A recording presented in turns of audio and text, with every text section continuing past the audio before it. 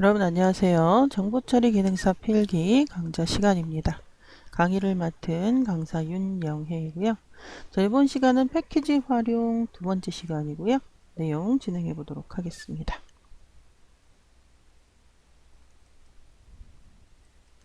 자, 이번 시간은 패키지 활용의 두 번째 시간으로 관계형 데이터베이스라는 제목으로 내용 진행해 보도록 하겠습니다. 자, 이번 시간에 배우실 목차입니다. 자, 이번 시간에 배우실 목차 첫 번째는 관계형 데이터베이스 개념. 자, 무엇이 관계형 데이터베이스인지 살펴보도록 하겠고요. 자, 두 번째는 관계형 데이터베이스의 구성 요소는 어떤 것들이 있는지. 자, 세 번째는 이 키라는 개념이 나오는데, 자, 이것은 무엇인지. 마지막으로, 자, 우리 시험에서 나오는 액세스 간단하게 소개하고, 이렇게 네 가지 그 소주제를 가지고 이번 시간 진행해 보도록 하겠습니다. 자, 첫 번째 관계형 데이터베이스 개념입니다. 자, 앞장에서 우리가 관계형 데이터베이스 개념들이 조금씩 나왔는데, 자, 이번 장에서는 관계형 데이터베이스에 이제 몰두해서 보도록 하겠습니다. 자, 관계형 데이터 모델. 우리가 현실 세계를 그 데이터베이스 구축하기 위해서 논리적인 개념을 잡는다고 그랬어요. 그게 데이터 모델이고요. 그 데이터 모델에는 여러 가지가 있었어요. 그 중에 하나가 관계형 데이터 모델입니다. 그래서 지금까지 제안된 데이터 모델 중에서 가장 개념이 단순한 데이터 모델이 하나이고요. 자, 외우셔야 된다고 그랬는데 IBM 연구소에서 근무하던 EF 카드라는 요분 외우셔야 돼요. 자, 1970년에 관계 데이터 모델을 제안했습니다. 관계 데이터 모델을 최초로 구현한 가장 중요한 DBMS 앞장에서도 얘기를 했었죠. 시스템 R. 자, 이것은 IBM 연구소에서 개발이 되었다고 하고요. 1980년대 후반부터는 여러 가지 데이터 모델들이 등장했죠.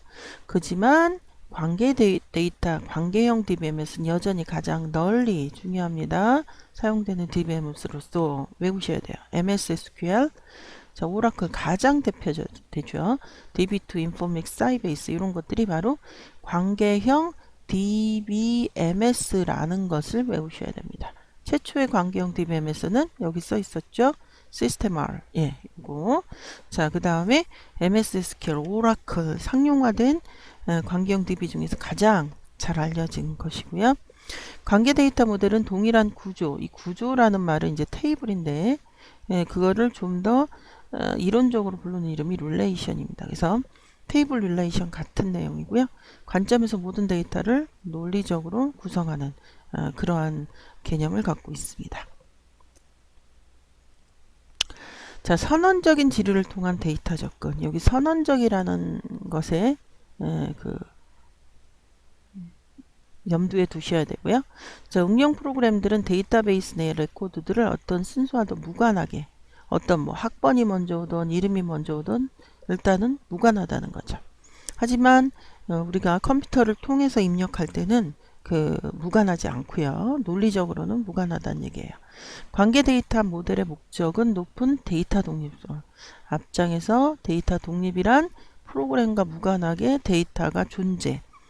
데이터가 변해도 프로그램을 바꾸지 않아도 되는 것. 이게 데이터 독립성입니다. 사용자는 원하는 데이터만 명시하고 그것을 어떻게 찾을 것인가는 명시할 필요가 없어요. 자, 논리적으로 연관 데이터를 연결하기 위해서는 링크 포인터, 이건 이제 프로그램에서 사용하는 거예요. 예, 사용하지 않아도 됩니다. 자, 관계형 데이터베이스의 구성 요소 외우셔야 됩니다. relation, 이거 테이블이죠. 관계형은 데이터들의 구조를 테이블로, 2차원 테이블로 본다는데 여러분들 집중하셔야 됩니다. 이렇게 해서 이렇게 놓고 앞에 학번이 오냐, 이름이 오냐, 주민번호가 오냐, 학과가 오냐, 뭐 이런 식의 것. 2차원 테이블입니다. 스프레드시트는 거대한 2차원 테이블이죠. 자, 레코드는 각 릴레이션의 행. 자, 무슨 말이냐면 그 테이블이라는 것은 요게 열 개념이고요. 열. 그 다음에 요게 행 개념입니다. 그래서 요 행을 record라고 부르고요. 또한 같은 얘기입니다. 논리적으로 할 때는 tuple, 이런 physical, 물리적으로 할 때는 record 이렇게 부릅니다. 그래서 같은 얘기라는 것. attribute는 relation을 가진 하나의 열, 요게 열이라고 그랬죠. 요렇게가 열, 요렇게가 행, 이 열, 예, 이 열, 요거를 우리는 attribute, 학번, 예를 들어서 학번, 이름, 학과, 뭐 주소, 연락처 이런 것들을 각각 attribute라고 이야기합니다. 자, 도메인. 자, 도메인은 예를 들어서 여기에 보면 한 attribute에 나타날 수 있는 값들의 집합. 예를 들어서 학과라고 하는 attribute가 있어요. 그럼 그 학교에는 전자과, 통신과, 컴퓨터과, 물리과 이렇게밖에 없어요. 그런데 요거를 우리는 도메인이라고 합니다. 그런데 여기다가 뭐 학과 그 안에 무슨 뭐 국문과 이렇게 넣을 수 없다라는 거죠. 왜? 도메인에 없으니까. 자, 그래서 그 도메인은 한 attribute에 나타날 수 있는 값들의 집합 이렇게 외우시면 되겠고요. 자, degree, 차수와 cardinality입니다. 차수는 한 relation에 들어있는 attribute 수, 예를 들어서 학생이라고 하는 테이블에, 학생이라고 하는 테이블에 이렇게 해서 학번이 있고요, 이름이 있고요, 학과가 있고요, 그 다음에 연락처가 있다. 그러면 한 릴레이션에 들어있는 attributes 지금 4개죠. 4개. 그래서 요 테이블의 degree 차수는 4가 됩니다. 그래서 유한 릴레이션의 최소의 차수는, 그러니까 이 그 테이블이 존재하려면 반드시 하나는 있어야 된다 이런 설명이고요. 자, 카디널리티는 튜플의 수, 그러니까 지금 학번이 1번이네, 2번이네, 3번이네 3개 있다고 가정해 볼게요. 그러면 이 3이라는 것은 바로 카디널리티입니다. 튜플의 수. 유효한 튜플의 수는 예를 들어서 이렇게 있는데 데이터가 하나도 없을 수 있다 이런 얘기예요. 0. 자, 릴레이션 차수는 자주 바뀌지 않고요.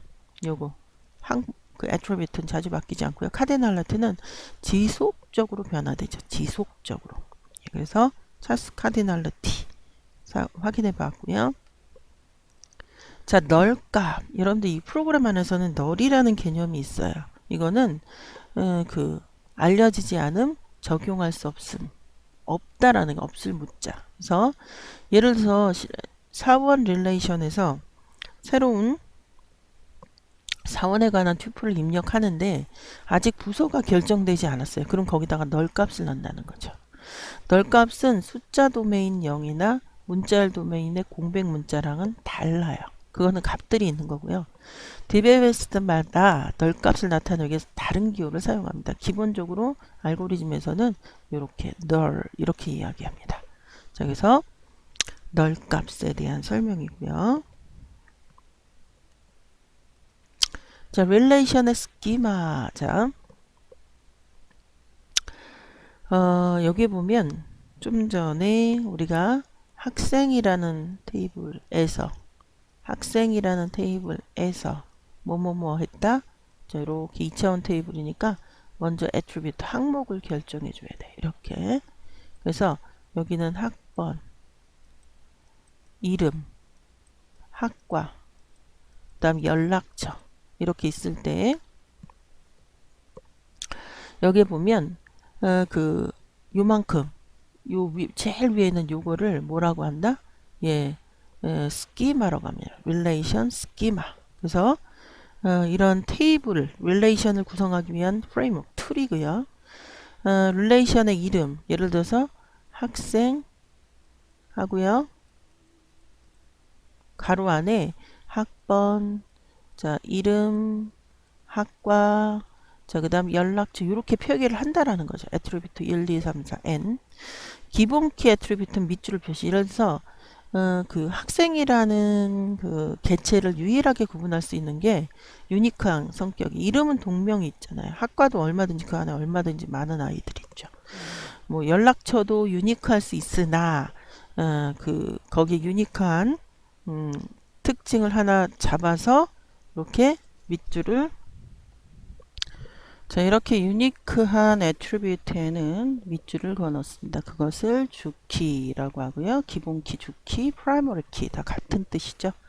그래서 중요합니다. 이런 것을 뭐라고 한다? 내포, 스키마를 내포. 자, 인텐션이라고 하고요. 자, 이게 반대되는 말이 외포가 아니라 외연이란 말인데 좀 이따가 등장을 할 겁니다. 자, 관계 데이터베이스에서 스키마는 하나 이상의 릴레이션의 스키마들로 하나 이상의 릴레이션의 스키마들로 이루어 구성되어 하고요. 자, 릴레이션의 인스턴스. 자, 이거 좀 전에 학생이라고 하는 테이블 개체에서 자, 학번, 이름, 학과, 그 다음에 연락처 이렇게 있을 때 실제로 여기에 들어가는 데이터 1번, 뭐 2번, 3번, 뭐 4번, 5번 할 때 3번이 뭐 예를 들어서 휴학을 하거나 뭐 학교를 그만뒀어요. 그러면 그때 릴레이션이 어느 시점에 들어와 있는 튜플들의 집합, 요 집합들은 항상 고정되지 않고 저기가 되는 거죠. 변화가 되는 거죠. 자, 이런 것을 우리는 릴레이션의 인스턴스, 그러니까 그때의 튜플들, 이거를 인스턴스라고 하고요. 시간의 흐름에 따라 계속 변화합니다. 그죠? 일반적으로 릴레이션에는 현재 인스턴스만 저장이 되는데 중요합니다. 아까 요거를 뭐라 그랬어요? 예, 내포. 그래서 요거를 인스턴스들을 외연, 예, 외포가 아니라 외연입니다. 자, 외연이라고 합니다. 기억을 하셔야 되겠고요. 관계 데이터베이스 인스턴스는 릴레이션의 인스턴스들의 모임으로 구성이 되겠습니다.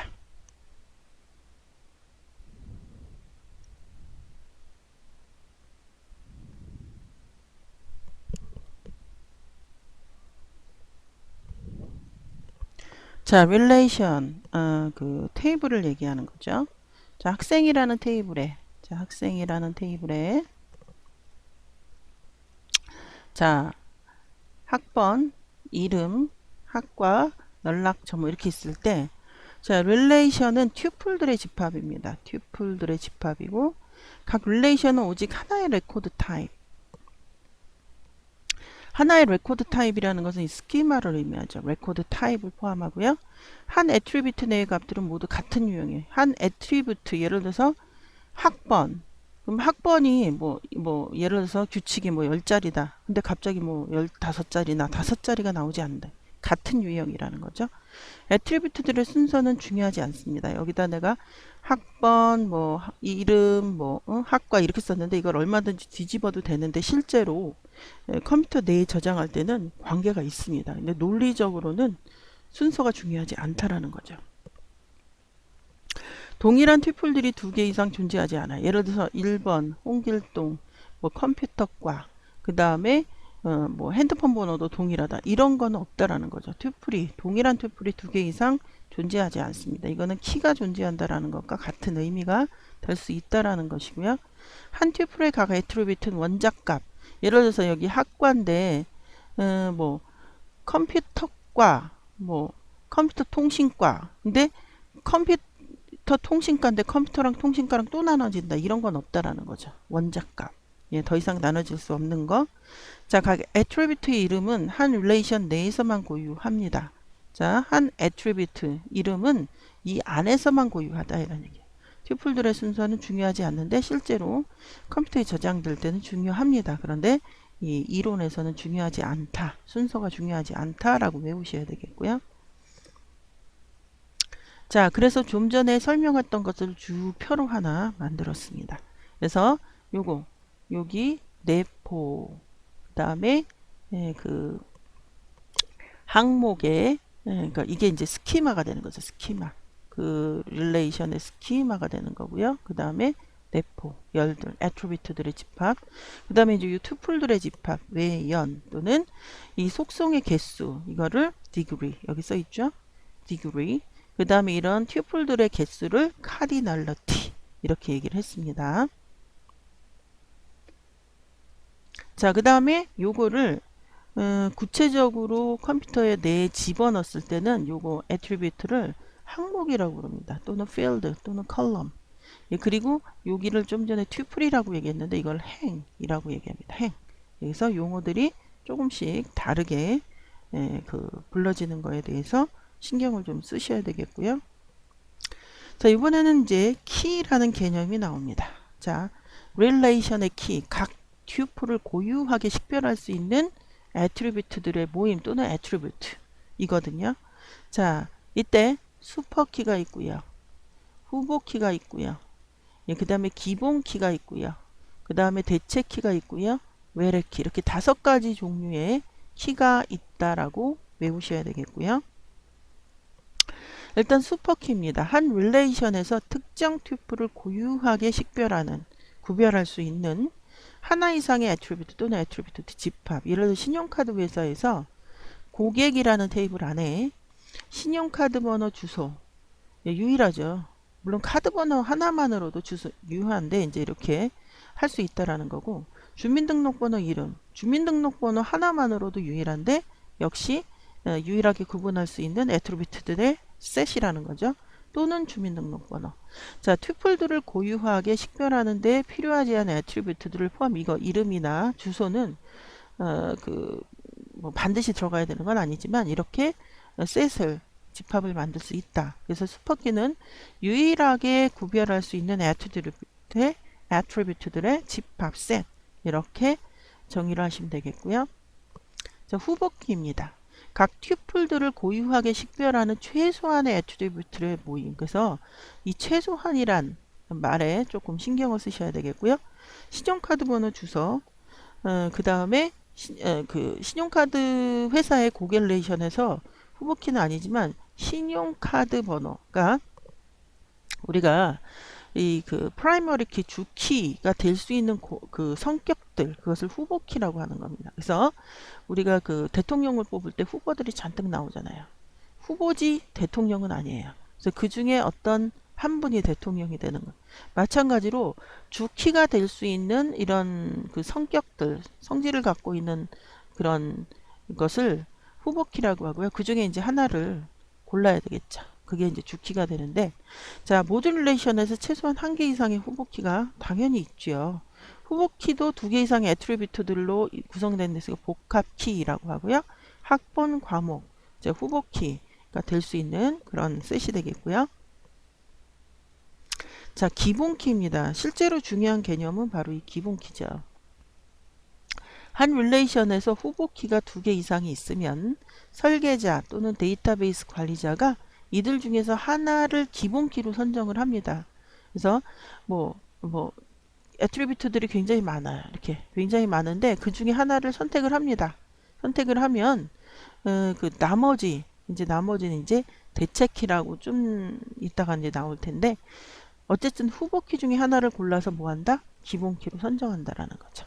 자, 신용카드 회사의 고객 릴레이션에서 신용카드 번호와 주민등록번호 후보키가 될 수 있어요. 이 중에서 신용카드 번호를 기본키로 선정을 하게 됩니다. 그러니까 후보들 중에서 하나를 기본키로 선정을 하게 되는 거죠. 자연스러운 기본키가 없을 경우 레코드 번호와 같이 인위적인 키 애트리뷰트를 추가할 수도 있고요. 자, 대체키입니다. 아주 쉬워요. 앞에서 이런 후보키들이 있다 그랬어요. 후보키들 중에서 하나를 선정합니다. 그럼 나머지는 뭐가 된다? 예, 대체키가 됩니다. 예. 자, 그래서 기본키가 아닌 후보키, 신용카드 회사의 고객 릴레이션의 신용카드 번호를 기본키로 선정하면 주민등록번호는 자동적으로 뭐가 된다? 대체키가 되겠습니다. 자, 외래키. 굉장히 주키와 외래키가 이 키의 개념에서 굉장히 중요한데요. 외래키 매우 중요합니다. 이 외래키를 여러분들 foreign, F-O-R-E-I-G-N, foreign 키라고 외우시는 게 훨씬 더 도움이 되는데요. 어떤 릴레이션에서 기본키를 참조하는 attribute. 그러니까 릴레이션 얘는 2개를 갖고 해야 되는 겁니다. A라는 릴레이션이 있고요. B라는 릴레이션이 있어요. 어떤 릴레이션 여기에서 기본키 예를 들어서 어떤 항목이 하나 있어요. 애트리뷰트가. 근데 얘가 다른 테이블에서는 뭐야? 예, 기본 키인 거죠. 요런 상황. 요런 거를 얘를 뭐라고 한다? foreign key라고 한다. 자, 관계 데이터베이스에서 릴레이션들 간의 관계를 나타내기 위해 아주 중요한 조인할 수 있는 아주 중요한 그런 자료가 되겠고요. 자, 외래키 애트리뷰트는 참조되는 릴레이션의 기본 키와 동일한 도메인, 당연히 도메인이 같아야 돼요. 예, 그리고 자신이 속한 릴레이션의 기본 키의 구성 요소가 되거나 되지 않을 수도 있다. 자신이 속한 릴레이션의 기본 키일 수도 있고 아닐 수도 있다. 이런 설명이에요. 자, 이번에는 이제 액세스라는 개념을 보도록 하겠습니다. 자, 액세스는 MS 오피스에 포함된 데이터베이스 전용 소프트웨어죠. 예, 그런 소프트웨어 중에 하나이고요. 뭐 전용 DBMS는 아닙니다. 자, 액세스는 데이터 모델 중 관계형 데이터 모델 중요합니다. 관계형 데이터 모델을 기반으로 한 관계형 DBMS고요. 자, 액세스는 직관적인 GUI 환경으로 데이터를 구축하려. 예를 들어서 우리가 이런 전용 DBMS로는 전부 이렇게 코딩해서 명령어를 입력해서 데이터를 구축하고 검색하고 뭐 이런단 말이에요. 근데 액세스는 이 GUI 환경이라는 마우스를 끌어다가 놓고 뭐 이렇게 하면서 예, 그러니까 마우스와 키보드를 동시에 조작해서 할 수 있는 그런 환경으로 데이터베이스를 구축하고 관리한다라는 설명이고요. 자, 그런 언어를 QB라고 합니다. 액세스 2007 이후에 책종 그 확장자는 이렇게 바뀌어요. XSDB. 그런데 고전적인 확장자는 MDB예요. 기억하셔야 되겠고요. 자, XX를 실행하는 방법은 윈도우 안에 있는 응용 프로그램이니까 아이콘을 더블 클릭해서 들어가시면 되겠고요. 종료하는 방법은 자, 액세스 끝내기 버튼, 창 닫기 버튼, 자, Alt F4는 열려있는 모든 실행창을 닫는, 지금 현재 포커싱이 가 있는 창을 닫는 그 윈도우 메뉴입니다. Alt F4. 그 다음에 Alt F 후 X를 클릭하면 액세스를 종료할 수 있다. 뭐 이런 설명이 되겠고요. 액세스의 화면 구성을 보면 일단 홈 탭, 만들기 탭, 외부 탭, 데이터베이스 도구 탭 뭐 이렇게 돼 있고요. 자, 홈 탭에는 이렇게 많은 기본적으로 여러분들 그 오피스는 홈 탭에 거의 모든 메뉴들이 들어있죠. 뭐 글꼴이라든지 서식이라든지 뭐 정렬 필터 찾기 뭐 이런 거 있고요. 만들기 탭에는 이 액세스 안에는 이 폼이라는 것과 이 보고서라는 이런 굵은 개념들이 있는데 그게 만들기 탭에 있다라는 설명이고요. 자, 외부 데이터는 가져오기 그룹, 내보내기 그룹, 데이터 수집 그룹 뭐 이런 게 있는데 그 외부에서 만들어진 데이터 파일을 끌고 와서 작업을 할 수 있습니다. 그래서 외부 데이터 탭이 그렇다는 설명이고요. 데이터베이스 도구 탭은 자, 매크로, 뭐 표시 숨기기, 뭐 분석, 데이터 이동, 뭐 데이터베이스 도구 뭐 이런 것들이 데이터베이스 도구 탭에 있다라는 설명이고요. 자, 그래서 요 홈 탭의 그림입니다. 그래서 조금 찌그러졌기는 하나. 여기 보면 자, 이렇게 홈, 만들기, 외부 데이터, 데이터베이스 도구 뭐 이런 식으로 탭 메뉴들이 있고요.